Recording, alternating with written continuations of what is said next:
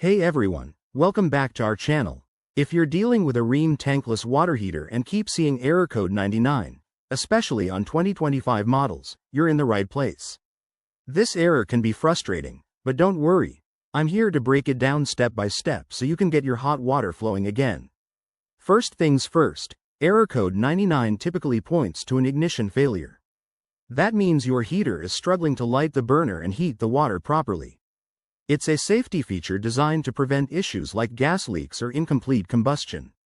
Now, let's talk about what might be causing this. Common culprits include problems with the gas supply, such as low pressure or a closed valve. It could also be a faulty igniter, a dirty flame sensor, or even a blockage in the venting system. In newer 2025 models, Rheem has updated some diagnostics, so this code might also flag electronic glitches. Always check for firmware updates. To troubleshoot, start with the basics. Ensure your gas supply is on and flowing correctly. Turn off the unit, wait a few minutes, and then power it back on to reset it. This simple step resolves the issue about half the time. If that doesn't work, inspect the venting for any obstructions like debris or animal nests, and clean the flame sensor if you can access it safely. Remember, if you're not comfortable with these steps, call a licensed technician right away to avoid any risks. For prevention, make it a habit to schedule annual maintenance for your heater.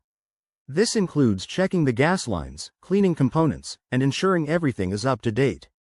By staying proactive, you can avoid error code 99 and keep your system running smoothly. Thanks for watching. If this helped you, hit that like button and subscribe for more handy home tips. Drop a comment below if you've got questions or your own experiences with this error. Let's help each other out.